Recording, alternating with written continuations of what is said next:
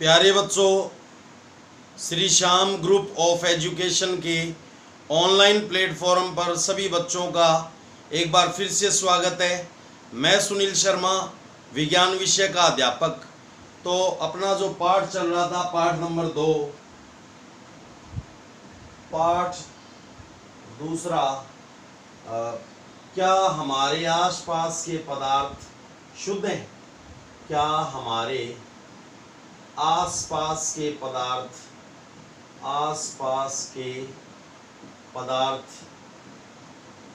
शुद्ध हैं? शुद्ध है। ठीक है। कक्षा 9, कक्षा होगी 9वीं। ठीक है। तो हमने पिछले वीडियो में पढ़ा था कि जो कोलाइडल होता है उसके गुणधर्म पढ़ लिए थे। और कोलाइडल के अंदर दो प्रकार की अवस्थाएं होती हैं, एक तो प्रक्षिप्त प्रावस्था और एक होता है परिक्षेपण माध्यम। तो प्रक्षिप्त प्रावस्था विलेय के रूप में होती है और परिक्षेपण माध्यम विलायक के रूप में होता है। ठीक है। तो एक सारणी आपको बता रहे हैं कोलाइडल के सामान्य उदाहरण। सारणी 2.1 आपको समझा रहे हैं। सारणी 2.1 कोलाइडल के सामान्य उदाहरण। कोलाइडल के सामान्य उदाहरण। सामान्य उदाहरण। ठीक है। तो देखो, प्रक्षिप्त प्रावस्था, परिक्षिप्त प्रावस्था यानी छुपी हुई प्रावस्था क्या है और किस में वो छुपी हुई है, यानी कौन से माध्यम में? तो वो हो जाएगा परिक्षेपण माध्यम। कौन सा माध्यम हो गया? परिक्षेपण माध्यम। और कोलाइडल का प्रकार कौन सा है कोलाइडल का, और फिर उसके उदाहरण। ठीक है। तो सबसे पहले बात आ जाती है बच्चों, द्रव। प्रक्षिप्त अवस्था क्या है? द्रव। नंबर 1 पे चलते हैं। द्रव परिक्षेपण माध्यम है गैस। परिक्षेपण माध्यम है गैस, यानी कोलाइडल के अंदर द्रव प्रक्षिप्त अवस्था में हो और परिक्षेपण माध्यम गैस अवस्था में हो, यानी गैस के अंदर द्रव विद्यमान हो, तो उस प्रकार को कहा जाता है एरोसोल। कौन सा प्रकार है वो कोलाइडल का? एरोसोल। और एरोसोल के उदाहरण है कोहरा, बादल, कुआसा। यानी सर्दियों के अंदर कोहरा, यानी जो द्रव है वो गैस के अंदर विद्यमान रहता है। जो पानी है वो किसके अंदर विद्यमान रहता है? गैस के अंदर विद्यमान रहता है। तो कोहरा यानी धुंध। ठीक है। जिसके कारण अपने को दूसरी तरफ रखी वस्तु धुंधली दिखाई देती है, तो उसको कोहरा या क्या बोलते हैं? धुंध। और बादल, बादल। ठीक है। और कुआसा, ये भी कोहरा ही होता है बच्चों। ठीक है। कुआसा भी क्या होता है? कोहरे टाइप का ही होता है। ठीक है। तो ये हो गया जब द्रव गैस में प्रक्षेपण माध्यम में विद्यमान हो, ये तो विलेय के रूप में और ये विलायक के रूप में। ठीक है। तो यानी दो चीज़ों से मिलकर के कल आपको वीडियो में बताया था कि प्रक्षिप्त प्रावस्था और प्रक्षेपण माध्यम मिलकर के कोलाइडल का निर्माण करते हैं। तो ये प्रकार हो गया एरोसोल। उसके बाद में बात करते हैं बच्चों ठोस। प्रक्षिप्त प्रावस्था तो है ठोस और प्रक्षेपण माध्यम है गैस, तो उसको भी एरोसोल ही बोलते हैं बच्चों। यानी एरोसोल जो है वो दो टाइप का हो गया। अगर गैस में गैस प्रक्षेपण माध्यम है और प्रक्षिप्त प्रावस्था द्रव या ठोस है, तो उसको कोलाइडल का कौन सा प्रकार बोलेंगे? एरोसोल ही बोलेंगे। ठीक है। जैसे धुआं, स्वचालित वाहन का निथार, धुआं हो गया, और जो बाइक है और जो कार है उनमें जो धुआं निकालने वाला धुआं निकलता है, ठीक है, साइलेंसर से क्या निकलता है, धुआं, ठीक है। तो उस धुएं को क्या कहा जाता है, धुआं जो है वो ठोस, उसमें ठोस कण जो होते हैं वो गैस के अंदर मिले होते हैं। धुएं के अंदर ठोस कण गैस के अंदर मिले हुए होते हैं, तो धुआं कह लो स्वचालित वाहन का निधार, यानी कार, स्कूटर, ये क्या हो गए, स्वचालित वाहन का निधार, यानी उनसे जो धुआं निकलता है वो।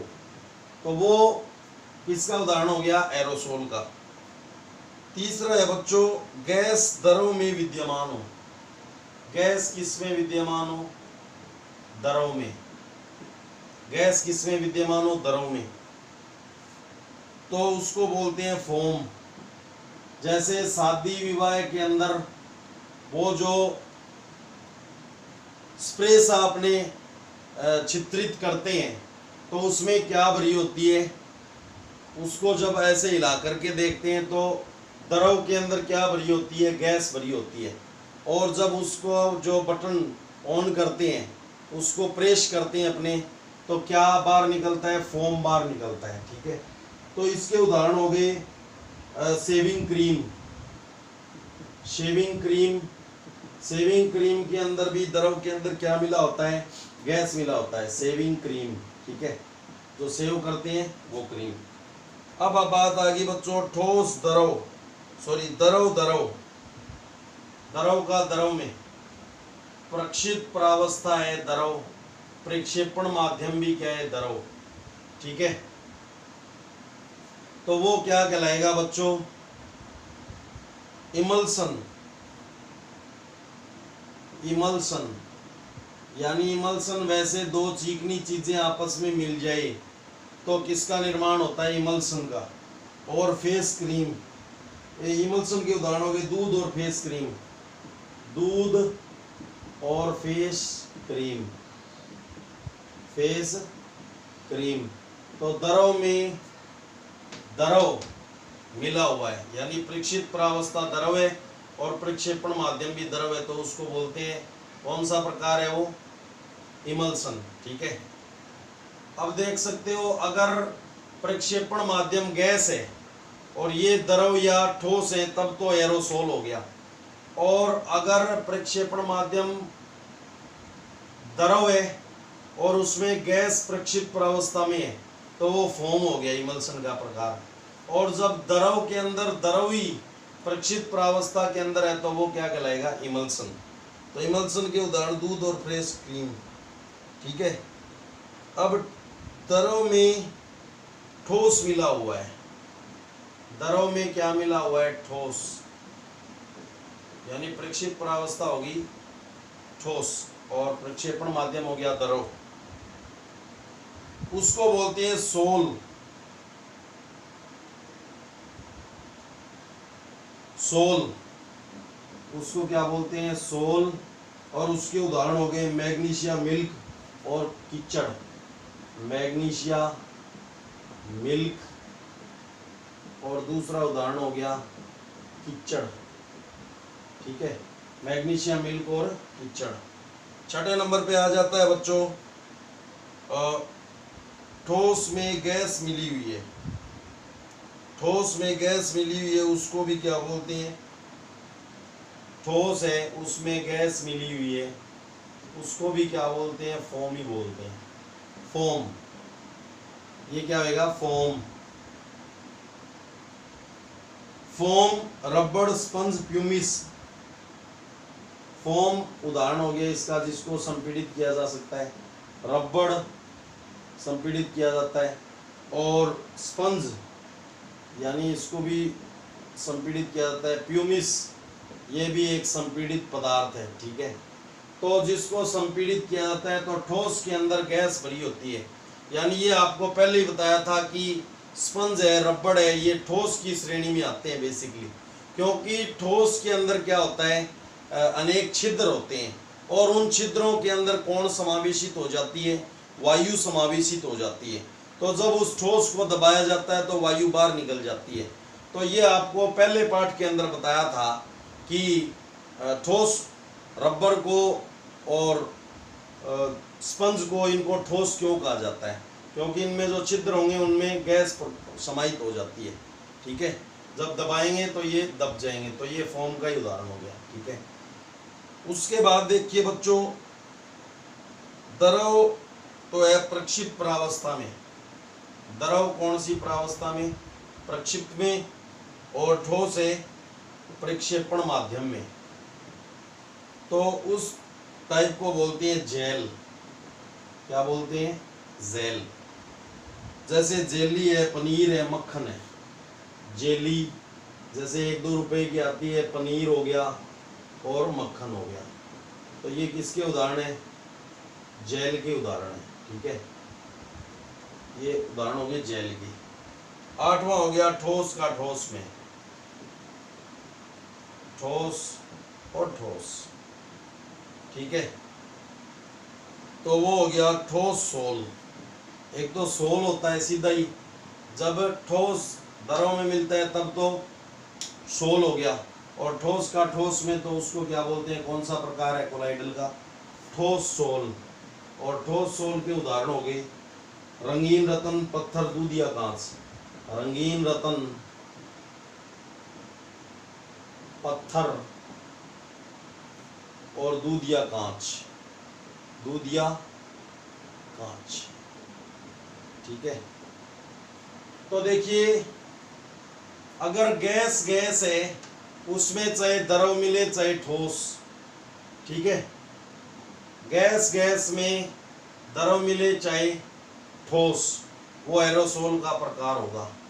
ठीक है, तो यहाँ पे कोहरा, बादल, कुहासा, ये तो गैस में द्रव मिले। और जो धुआं है उसमें गैस में कौन मिले? ठोस। धुआं स्वचालित वाहन का निखार।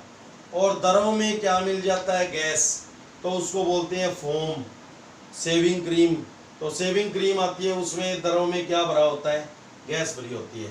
द्रव में द्रव मिलता है, उसको इमल्सन, यानी इमल्सन के उदाहरण कोई भी चिकनी चीजें। ठीक है, जैसे चिकनी चीजों में दूध भी आता है और फेस क्रीम भी आ रही है। तो द्रव में द्रव का मिश्रण हो गया ये। और विषमांगी मिश्रण, और विषमांगी मिश्रण का उदाहरण कौन सा? कोलाइडल। ठीक है, अब द्रव में ठोस मिले तो उसको भी सोल ही बोलते हैं। जैसे मैग्नीशिया, जैसे पानी होता है, पानी में मिट्टी डालोगे तो मिट्टी ठोस होगी और पानी क्या हो गया? द्रव। तो प्रक्षेपण माध्यम द्रव हो गया, उससे तो कीचड़ बनता है। ठीक है, मिट्टी और जल से बना, ज्यादा भाग जल का होता है, जल और मिट्टी से बना अर्ध ठोस अपशिष्ट पदार्थ क्या कहलाता है? क्या कहलाएगा? कीचड़ कहलाता है। तो कीचड़ किसका उदाहरण है? सोल का। और सोल किसका उदाहरण है? कोलाइडल का। तो द्रव में यानी पानी में, ठोस यानी मिट्टी जमा होती है तो उसको क्या बोलते हैं? कोलाइडल का प्रकार सोल बोलते हैं। मैग्नीशिया, मिल्क और कीचड़। ठीक है, अब ठोस में गैस मिल जाए तो उसको भी फोम ही बोलते हैं। और द्रव में गैस मिल जाए, यानी ठोस या द्रव में गैस मिल जाए तो उसको फोम ही बोलेंगे। तो फोम के उदाहरण हो गए फोम, रबर, स्पंज, प्यूमिस, यानी जिसमें संपीड़ितता होती है, दबाया जा सकता है। ठोस में द्रव मिल जाए उसको बोलते हैं जेल। जेल के उदाहरण जेली, पनीर, मक्खन आदि। और ठोस में ठोस मिल जाए तो उसको बोलते हैं ठोस सोल। उसके उदाहरण हो गए रंगीन पत्थर, पत्थर और दूध या कांच। ठीक है, तो ये थे कोलाइडल के सामान्य उदाहरण। ठीक है, ये आपको सारणी अच्छे से मैंने बता दी। अब बात आ जाती है बच्चों, कोलाइडल के गुण आपको पहले ही बता दिए थे। और अब कुछ आपके पाठ्य पुस्तक के प्रश्न हैं, वो आपको करवाने हैं। ठीक है,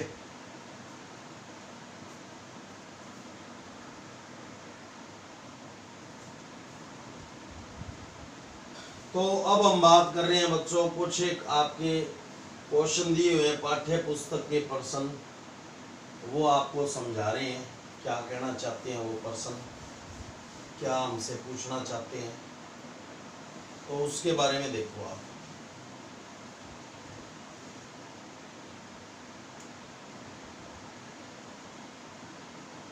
उदाहरण के साथ समांगी और विषमांगी मिश्रणों में विभेद कीजिए।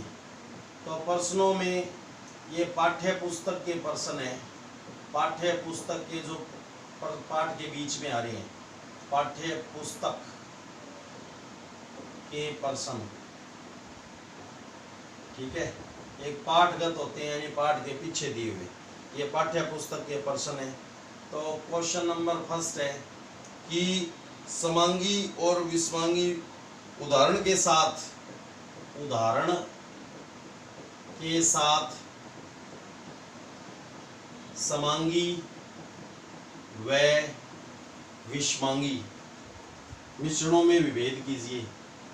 व विषमांगी मिश्रणों में विभेद कीजिए, ठीक है। तो बच्चों समांगी मिश्रण उत्तर होएगा, ये डिवाइडर लाइन खींच करके वो अंतर स्पष्ट करेंगे। तो एक साइड में तो क्या चलेगा, समांगी मिश्रण, कौन सा मिश्रण है, समांगी मिश्रण, और दूसरी साइड में विषमांगी मिश्रण, ठीक है। समांगी मिश्रण और विषमांगी मिश्रण। तो मिश्रण के घटकों की बनावट, इसमें क्या होता है, मिश्रण के घटकों की बनावट क्या होती है, समान होती है। तो उसे क्या कहते हैं, समांगी मिश्रण कहते हैं, उसे समांगी मिश्रण कहते हैं। समांगी मिश्रण या विलयन भी तो कहते हैं, इसको मिश्रण कहते हैं। और इसमें क्या होगा, मिश्रण के घटकों की बनावट समान नहीं होती। मिश्रण के घटकों की बनावट क्या नहीं होती, समान नहीं होती है, समान नहीं होती है। क्या कहलाता है, विषमांगी मिश्रण कहलाता है। विषमांगी मिश्रण कहलाता है, ठीक है। क्या कहलाएगा, विषमांगी मिश्रण कहलाता है। उदाहरण, जल में नमक और जल में चीनी। इसका उदाहरण हो गया, नंबर 1 तो हो गया जल में नमक, ठीक है। और दूसरा उदाहरण हो गया जल में चीनी, ये आपको टॉपिक में भी करवाए थे हमने, ठीक है। और इसके उदाहरण हो गए सोडियम क्लोराइड और लोहे की छीलन। सोडियम क्लोराइड और लोहे की छीलन। सोडियम क्लोराइड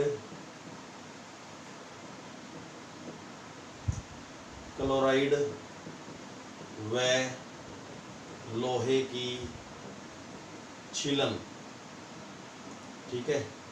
और दूसरा उदाहरण सोडियम व सल्फर। सोडियम व सल्फर, या सोडियम क्लोराइड व सल्फर कर लो, सोडियम क्लोराइड व सल्फर, ठीक है।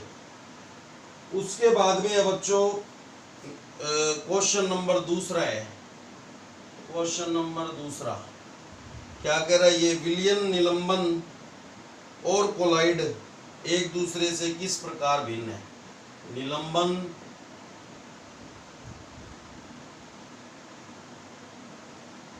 विलयन,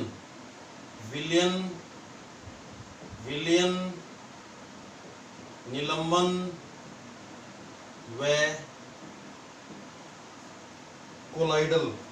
कोलाइड कह लो चाहे, कोलाइड एक दूसरे से किस प्रकार भिन्न है, किस प्रकार भिन्न है, ठीक है। ये चाहिए, मतलब तीनों में अंतर करना है अपने को। तो उत्तर 2 डिवाइडर लाइन खींच लेंगे अपन, ठीक है। तो यहाँ पे सबसे पहले हो गया विलयन, क्या हो गया, विलयन, दूसरे नंबर पे हो गया निलंबन, और तीसरे नंबर पे हो गया कोलाइड। ठीक है, ये आपको अलग अलग समझाया हुआ है। अब कंपैरेटिव स्टडी हो जाएगी इस क्वेश्चन के माध्यम से। ठीक है, तो देखिए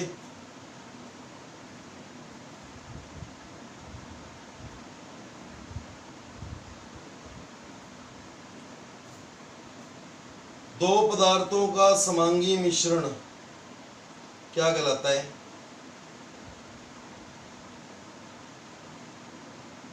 विलयन। यह दो पदार्थों का क्या है?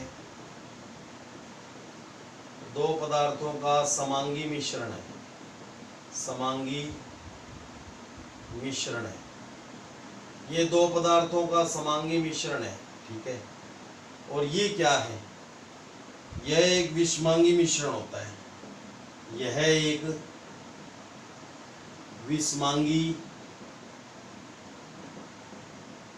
मिश्रण होता है, मिश्रण होता है। ठीक है, और तीसरा कोलाइडल विलयन समांगी प्रतीत होता है। कोलाइडल विलयन, कोलाइडल विलयन कैसा प्रतीत होता है? समांगी प्रतीत होता है, समांगी प्रतीत होता है, परंतु वास्तव में विषमांगी होता है। वास्तव में क्या होता है?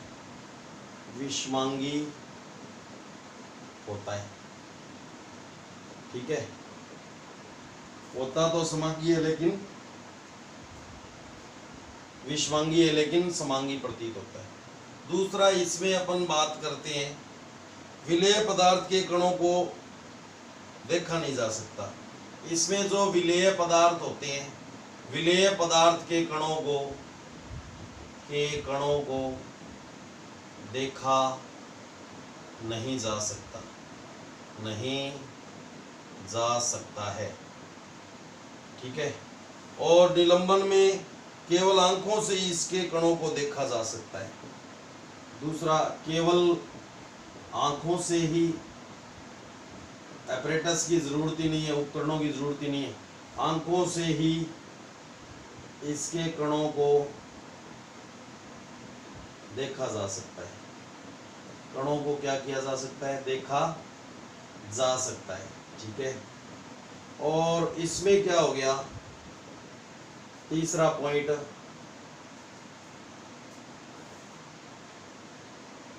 विलेय पदार्थ के कणों को सूक्ष्मदर्शी द्वारा देखा जा सकता है। दूसरा पॉइंट, सॉरी, विलेय पदार्थ के कणों को, विलेय पदार्थ के कणों को केवल सूक्ष्मदर्शी द्वारा देखा जा सकता है। सूक्ष्मदर्शी, माइक्रोस्कोपी द्वारा देखा जा सकता है, देखा जा सकता है। ठीक है, उसके बाद में तीसरे पॉइंट में अंतर कर रहे हैं। विलेय पदार्थ के कणों का आकार 10⁻⁻10 मीटर होता है। विलेय पदार्थ के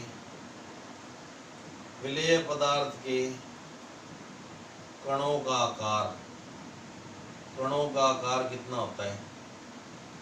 10⁻⁻10 मीटर होता है, यानी घात माइनस में बहुत ही छोटा, 10⁻⁻10 मीटर होता है। और इसमें क्या होगा? विलेय पदार्थ के कणों का आकार 10⁻⁷ मीटर से अधिक होता है। विलेय पदार्थ के कणों का आकार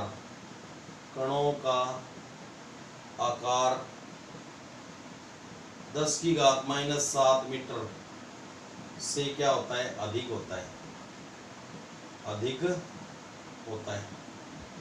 और इसमें क्या होता है? तीसरे में विलेय पदार्थ के कणों का आकार 10⁻⁹ से 10⁻⁷ मीटर के बीच होता है। विलेय पदार्थ के कणों का आकार कणों का आकार 10⁻⁹ यानी 1 नैनोमीटर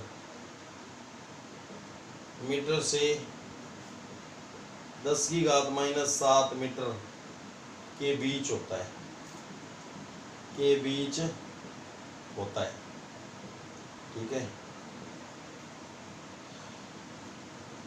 इसके घटकों को छलने से अलग नहीं किया जा सकता। इसके घटकों को छलनी से अलग नहीं किया जा सकता।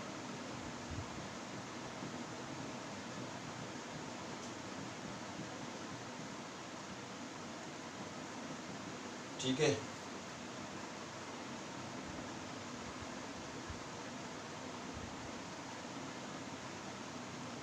इसके घटकों को साधारण छलनी से अलग किया जा सकता है। इसके घटकों को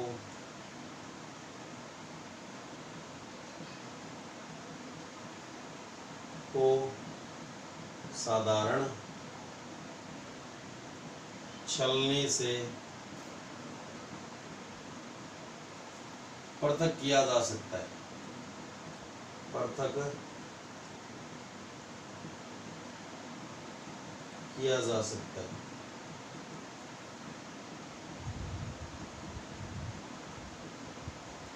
ठीक है, और हो गया इसके घटकों को साधारण छलनी से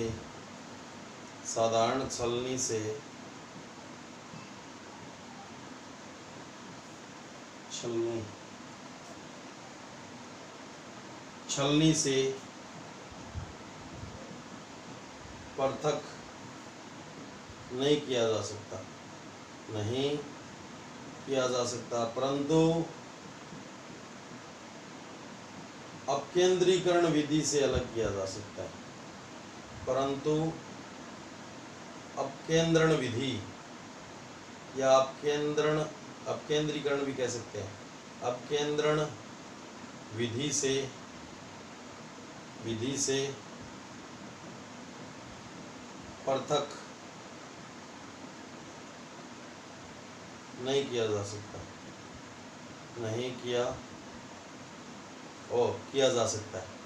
किया जा सकता है। ठीक है, अब बात आ गई बच्चों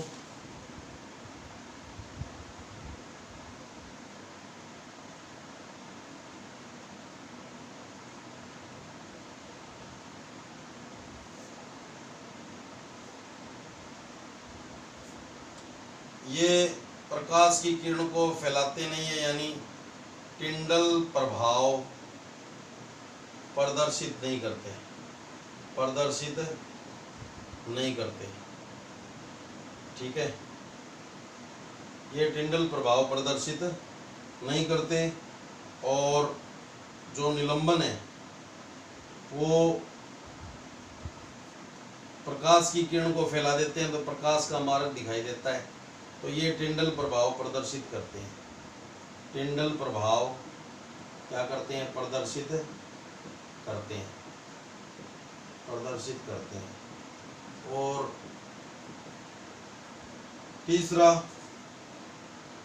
जो कोलाइडल है,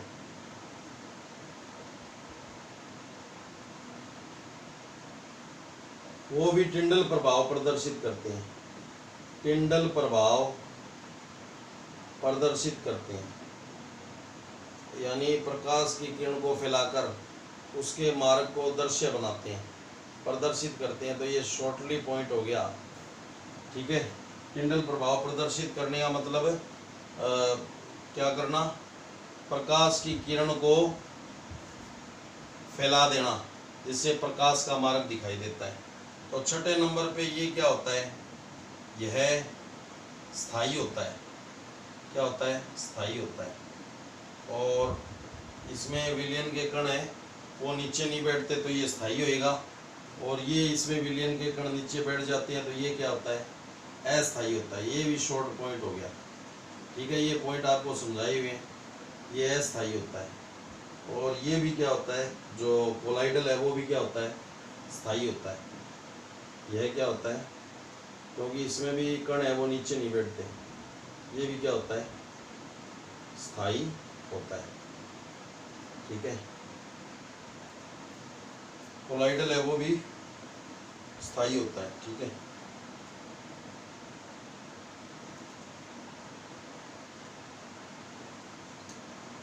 तो बच्चों ये था आपका निलंबन, कोलाइडल और विलयन एक दूसरे से किस प्रकार भिन्न है, ये टॉपिक आपको बहुत अच्छे से करवाए हुए हैं। अब अपन बात करते हैं बच्चों, एक न्यूमेरिकल आ गया, एक संतृप्त विलयन बनाने के लिए तीसरा प्रश्न है, एक संतृप्त विलयन बनाने के लिए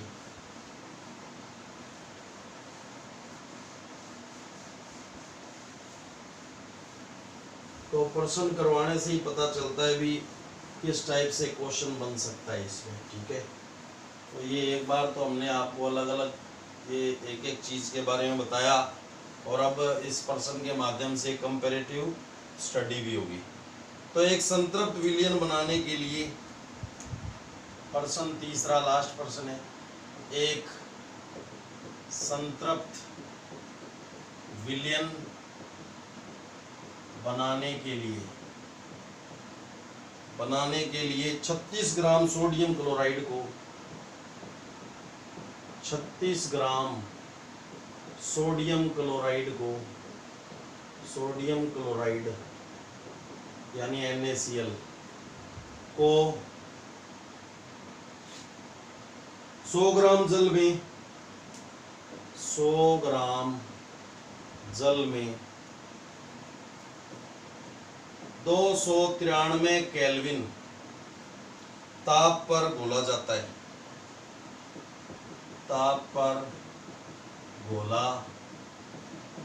है, ठीक है। तो इस तापमान पर इसकी सांद्रता प्राप्त करें, इस तापमान पर इसकी सांद्रता ज्ञात करें, सांद्रता ज्ञात करो, ठीक है। तो उत्तर होएगा बच्चों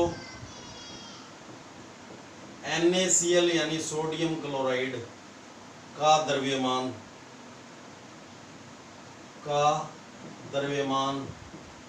यानी सोडियम क्लोराइड का सूत्र लिख दिया मैंने, कितना है 36 ग्राम, और H2O यानी पानी का द्रव्यमान कितना है, पानी का द्रव्यमान है बच्चों 100 ग्राम, ये का द्रव्यमान लिख देता हूँ, ठीक है, द्रव्यमान 100 ग्राम। तो विलयन नमक, विलयन कौन हो गया,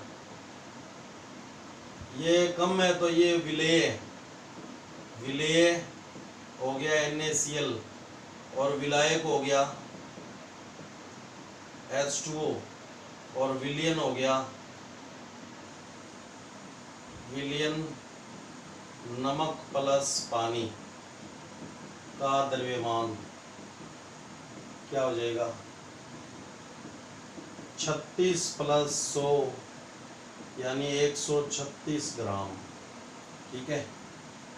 तो विलयन की सांद्रता द्रव्यमान बटे द्रव्यमान प्रतिशत विधि, विलयन की सांद्रता तो विलेय का द्रव्यमान बटे विलेय का द्रव्यमान बटे विलयन का द्रव्यमान, विलयन का द्रव्यमान प्रतिशत में आएगी सांद्रता, ठीक है। विलयन का द्रव्यमान गुणा में प्रतिशत में निकालना है तो 100, ओके। तो 36 बटे 136 और गुणा में कितना हो गया 100, ठीक है। तो ये हो गया बच्चों 2 को 18 से 2 6 12 2 8 16 2 9 में 18 ये हो गया 2 3 6 2 4 8। अब ये कटेगा नहीं, 100 से कट सकता है पर क्यों काटे अपन। 900/34 900 में 34 का भाग दे देना तो ये आएगा लगभग 26.47%। तो विलयन की सांद्रता प्रतिशत में कितनी आ गई, विलयन की सांद्रता इसमें प्रतिशत में, ठीक है। तो ये आ गई बच्चों 26.67। तो आज के लिए बच्चों इतना ही। बाकी हम नेक्स्ट वीडियो के अंदर जो वस्तुएं हैं उनका पृथक्करण करेंगे और पृथक्करण की विधियों के बारे में पढ़ेंगे। धन्यवाद।